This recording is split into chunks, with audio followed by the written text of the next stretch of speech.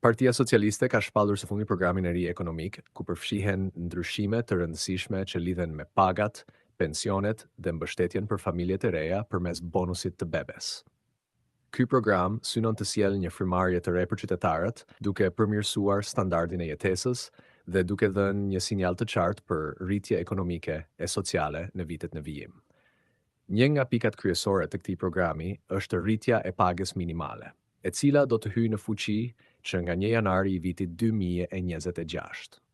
Konkretisht, paga minimale mujore do të kalojë nga 40.000 në 50.000 lekë. Ky vendim pritet të ndikojë drejt për drejt tek mira punonjës në sektor të ndryshëm, veçanërisht tek ata që mbajnë familjet e tyre me paga të ulëta, duke krijuar një mundësi reale për të përballuar më lehtë kostot e jetesës.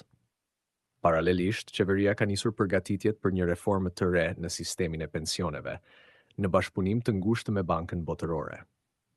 Plani është që deri në vitin 2029, pensioni minimal të arrijë gradualisht në 20.000 lekë, ndërsa pensioni mesatar të ngjitet në 40.000 lekë.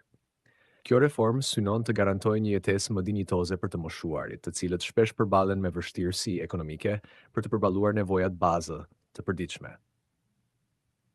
Një tjetër vendim me ndikim të madh social është rritja e bonusit të bebes, e cila hyn në fuqi po ashtu nga janari i vitit 2026.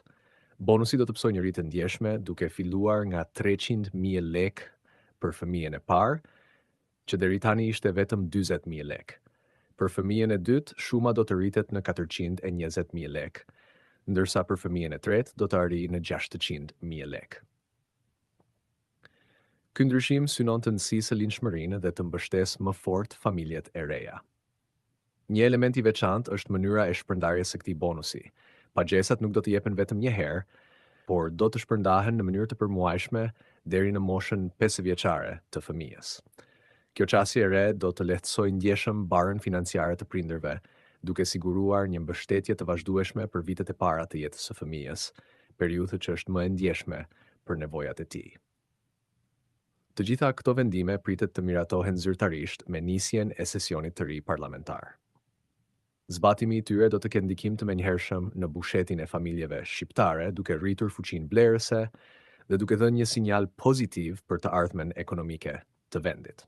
Në të njëjtën kohë, ky program shihet si një përpjekje për të forcuar besimin e qytetarëve tek politikat qeverisëse dhe për të krijuar një klimë më të qëndrueshme sociale e